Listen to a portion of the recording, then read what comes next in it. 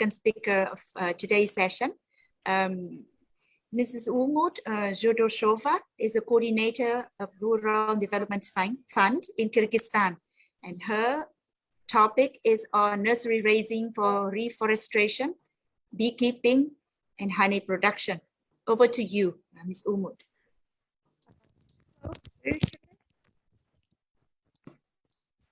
Hello. Yes, your sound is good, and I see your screen. A bit of echo. Just a second, please. Sure, take your time. Hello, dear participants of this summer school, dear organizers. I'm Umut Zhodoshova. I'm from Rural Development Fund.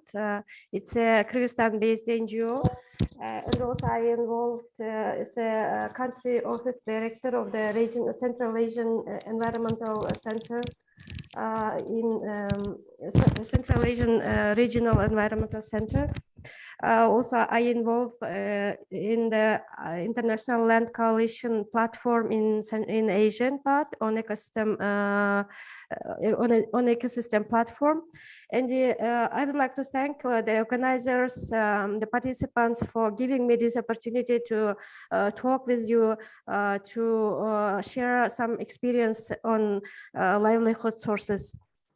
So this, I would like to say that these mountains are very special for me because I'm a mountain person, which means I was born and I made my first step in the high altitude mountains in Kyrgyzstan, and I was I spent most of my life in mountains, and this is very special for me. And once again, thank you very much for inviting me. So today I will talk you about nursery raising for reforestation and also beekeeping and honey production as a livelihood source for mountain people. So my presentation is divided in two parts. In the first part, I will talk about ecosystems in general and the tree nurseries as a supporting local livelihood source. And I will show some examples of tree nurseries in Kyrgyzstan. And in the second part, I will talk about beekeeping and its role for ecosystem health and the local livelihoods. And also I will share with you some experience of our organization doing in this part, in this direction.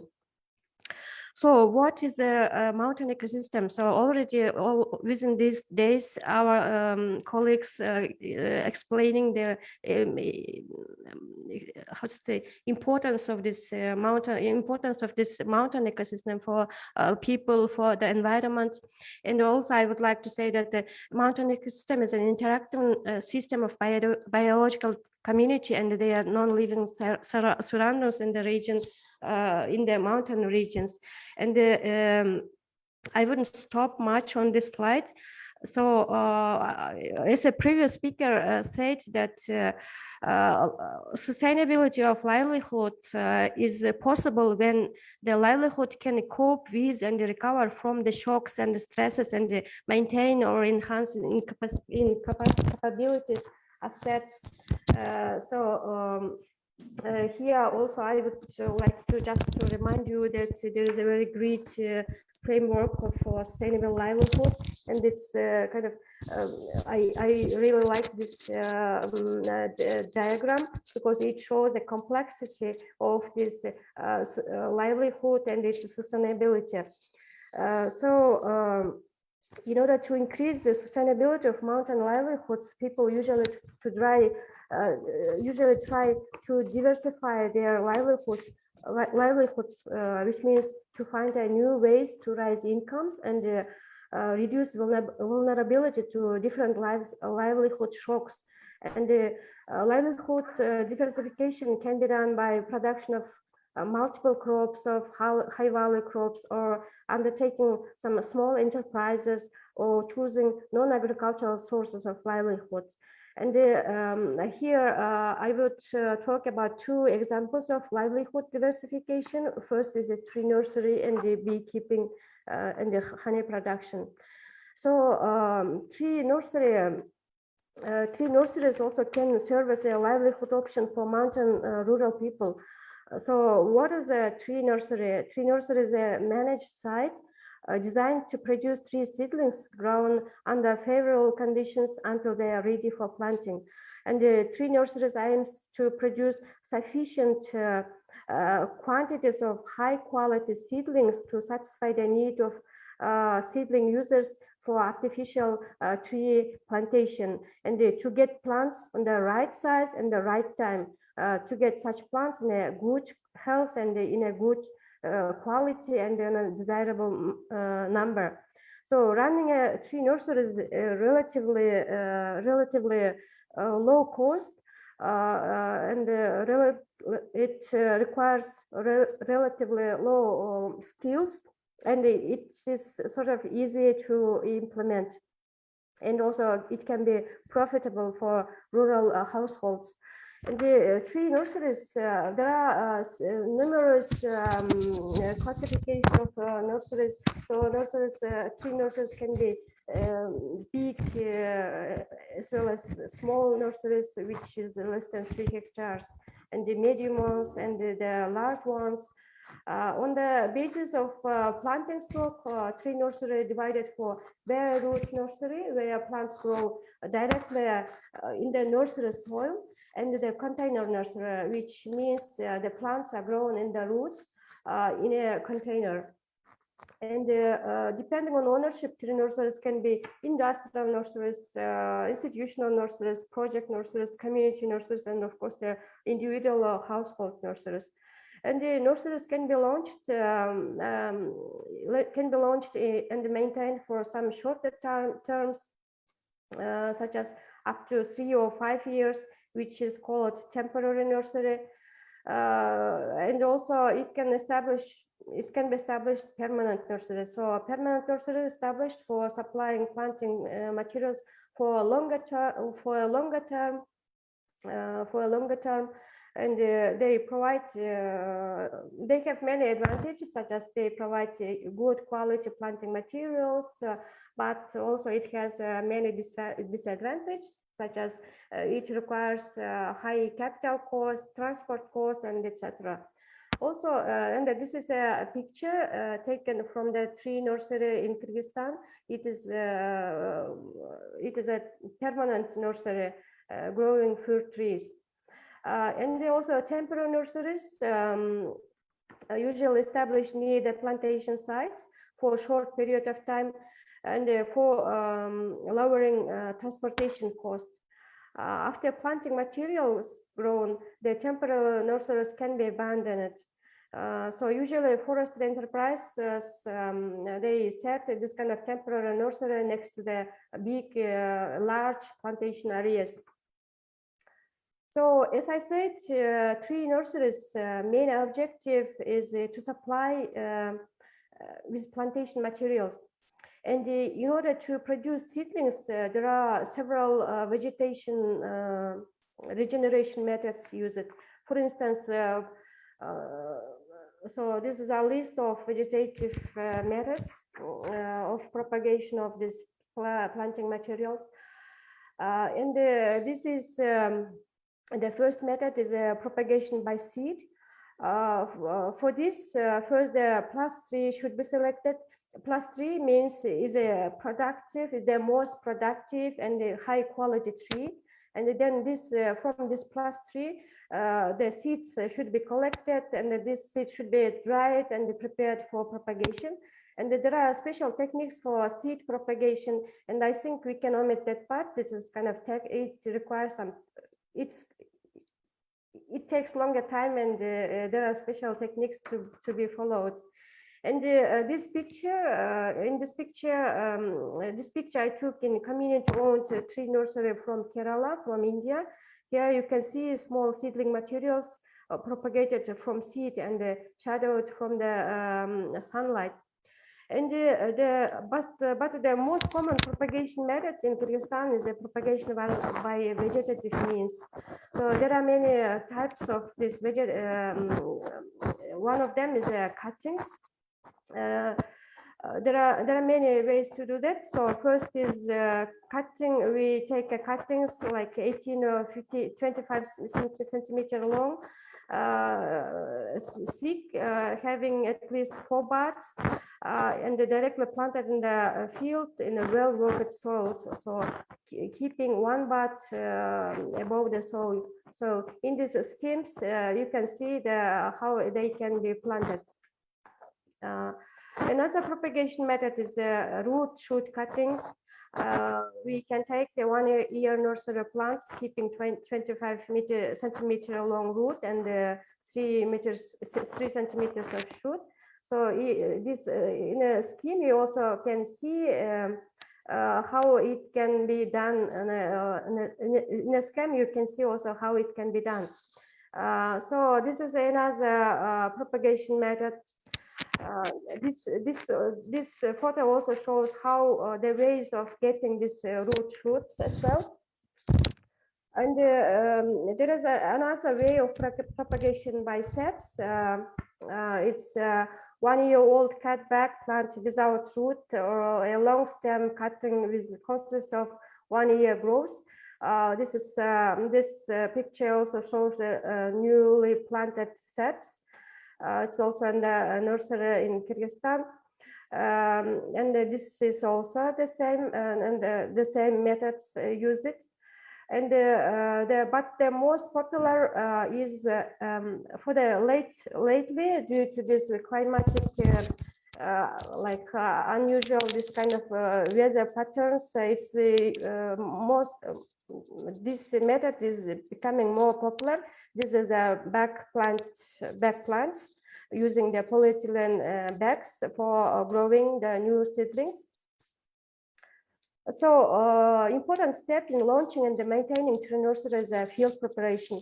In field preparation, one should give attention to selecting a site. The place should be selected correctly, depending on the soil types and the slope, and also there should be the runoff water available. Irrigation system should be available.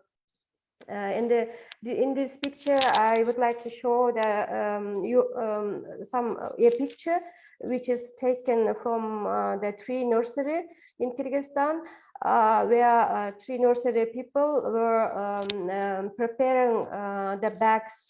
So in this scheme, so the soil should be very well prepared, and the soil should be put in the polyethylene bags with the holes underneath, and then a seed should be planted. And after that, this container should be placed on the rows, in the rows, or like in this picture.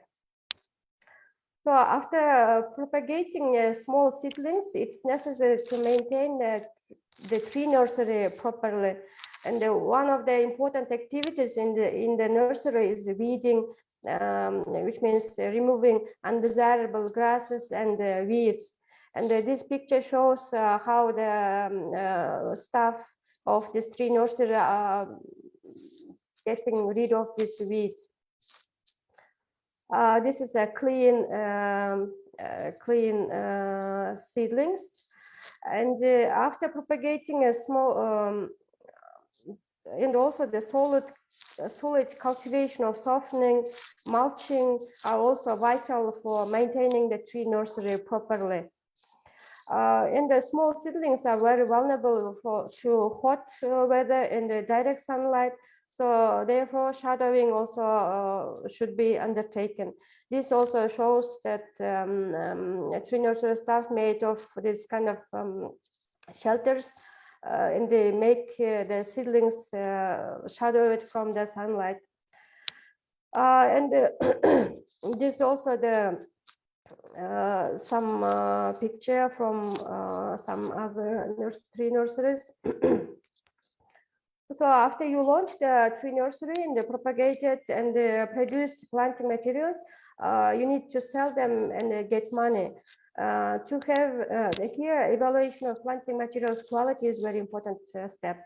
After that, transportation to the markets or delivering to buyers is also there another issue. And usually after harvesting, some planting materials should be stored for a certain period of time. So in this term, storing planting materials is also requires some attention. So the produced planting materials, seedlings can be planted on the backyard, fruit gardens, in household gardens. Also, they can be planted as fruit orchards. Planting materials from tree nurseries can be planted in fast-growing plantations, which is another source for livelihood. And this picture I took from the community-owned fast-growing tree plantation made of poplar trees. And this plantation of a Pavlonia tree, which is owned by by an individual entrepreneur in Kyrgyzstan. Also, this is a picture taken from Balakchi region in Kyrgyzstan. This region is a very dry, semi-arid place, and the water is very scarce, and the land not good. Its land is very stony. And 2-3 years ago, when I have been working in the World Bank project, we launched, we supported this local community to bring the irrigation channel to this place, and the community by themselves, they planted this fruit orchards, the apricot orchard in this dry area, and now they are doing very well. So we would like to say that people they get the additional income source, and also it's very good for the environment. So it's kind of a win-win situation. So if the things are managed well, so the tree nurseries and the tree plantations are very good option for livelihoods. And this picture I took, the right one I took from another post, another forestry enterprise. There is a pistachio forest over there, and due to the not illegal, but overgrazing, the natural generation was not good. So what we have done, we supported local communities and the forestry enterprises to establish tree nurseries, and they grew the small seedlings of the pistachio, which can be planted for reforestation purposes. And this picture shows that reforestation should be taken place in those areas where the grazing common, and where the natural regeneration process is low. So this picture is taken from our colleagues. Here, people are planting seedling material on the forest slope, or no, mountain slope. As you witnessed, tree nurseries can be a good asset for sustainable livelihoods, and later I will give you the link for the very good literature where the researcher, Mr. Islam, very well published an article where he explains how the tree nurseries can contribute to sustaining their livelihoods.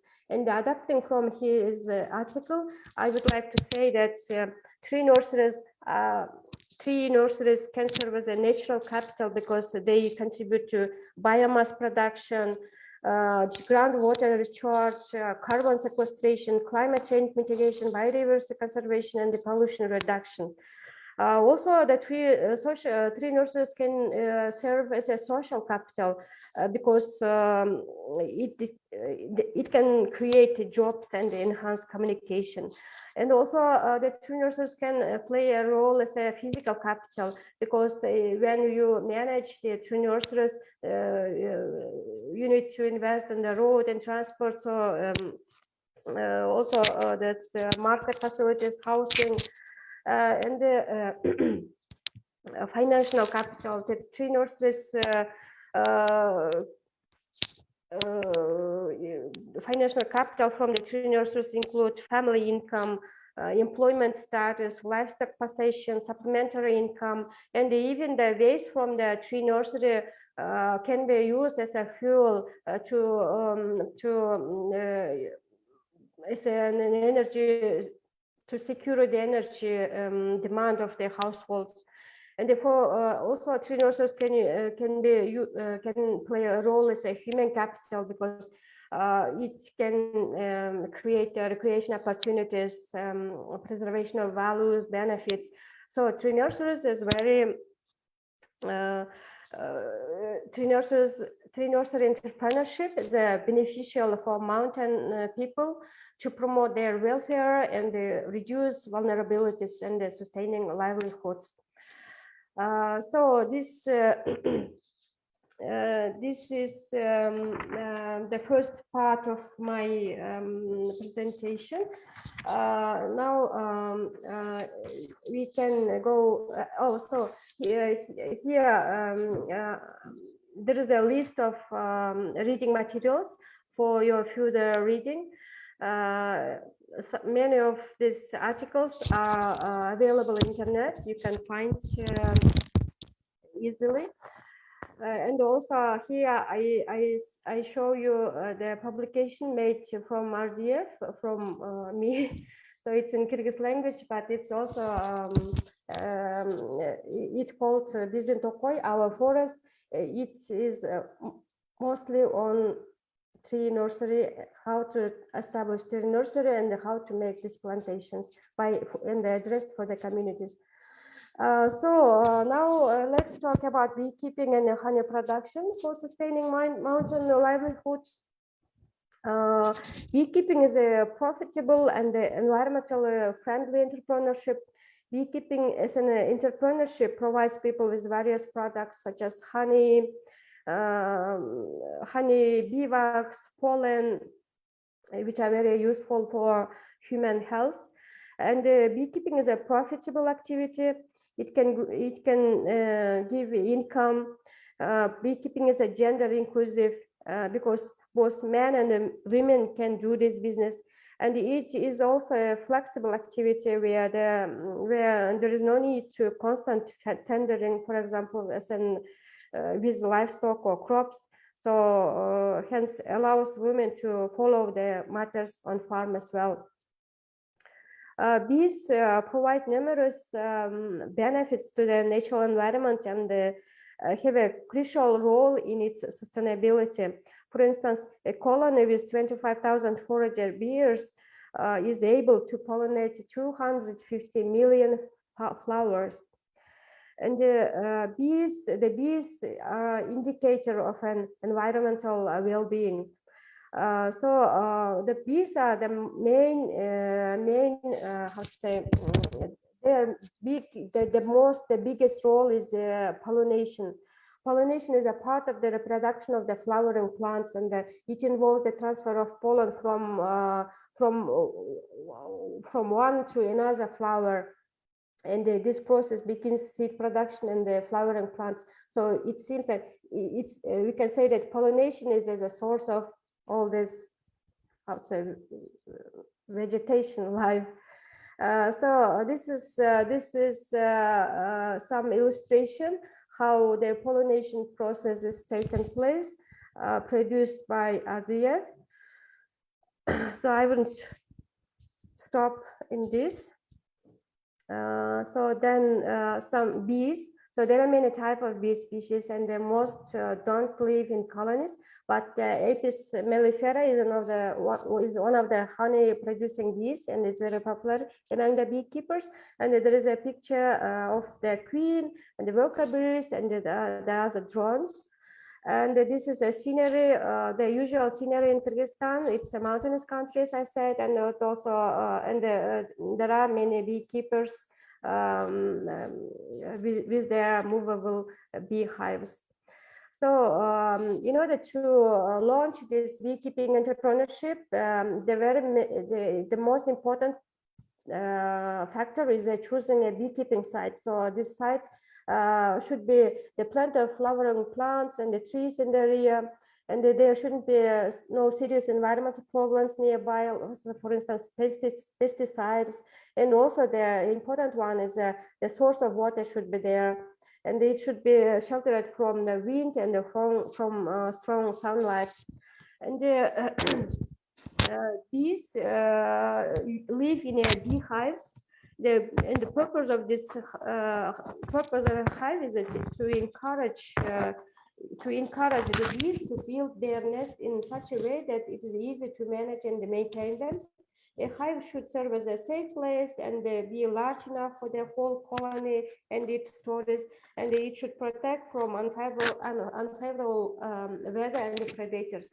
And there are two types of beehives: fixed comb hive made of clay or wool, and also movable comb hives, usually made of wood. So in Kyrgyzstan, all beekeepers use movable wooden hives, and they move around. So this picture shows the track with the wooden beehives. Beekeeping, as I said, beekeeping is relatively low-cost entrepreneurship. However, it also requires some investment. For instance, the person should buy some equipment, and the major equipment are, of course, beehives and the processing equipment like honey extractor or separator, tables, and if it's needed, processing building. And also it's very important to get the protective clothing, smoker, trays, and other tools. So in this slide, you can see the, for instance, here, the person wearing the protective clothing, and the beehive with the tables, and in the middle, there is a separator. And in this picture, you can see that the beekeeper, how beekeeper are taking these tables and putting on the separator. The separator helps to extract honey from this. So after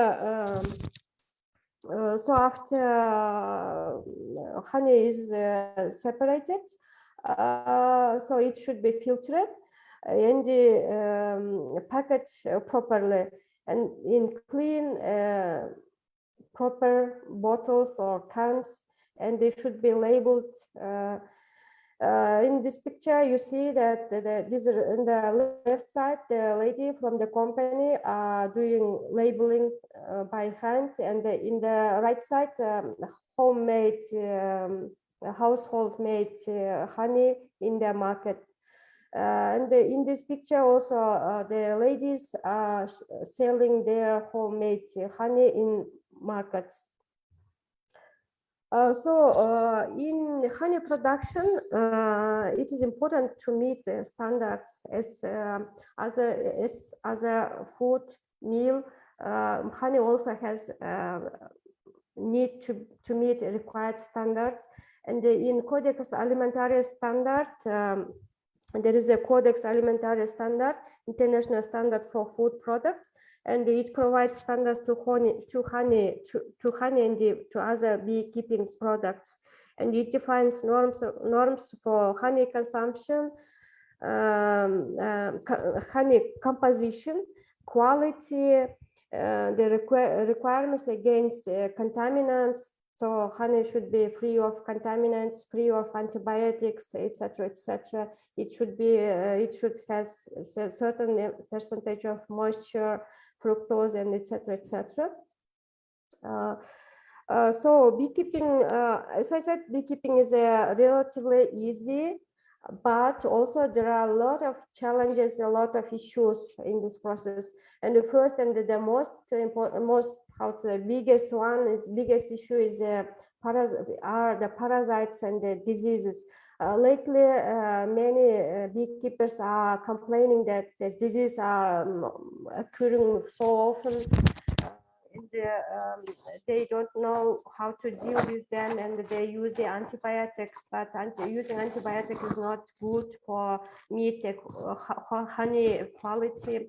And another another challenge can be supply chain and the market linkage. So, and also the packaging, and the most another big challenge in Kyrgyzstan, it was lack of support and the contradictions in policy. Here I can tell you that in Kyrgyzstan, several years ago, in Kyrgyzstan, our beekeepers faced conflict with livestock owners and pasture users, because livestock owners didn't understand the value of pollination, value of bees for their lands. So they demand the beekeepers to pay them some rent fee. And it was kind of ridiculous. They just didn't understand, and they just demanded this rent fee.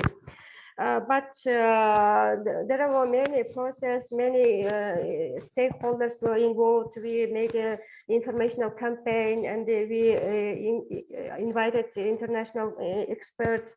We helped the pasture users and the beekeepers to find a common understanding. And finally, the people are getting more aware of the environmental benefit of beekeeping and the bees.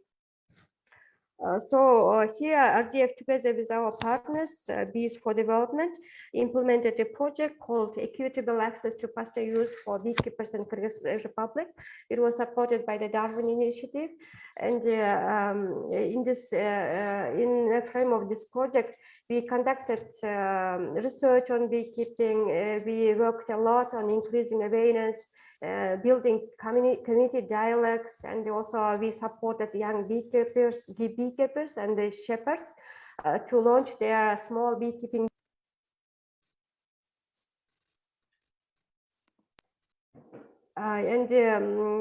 Also we helped them,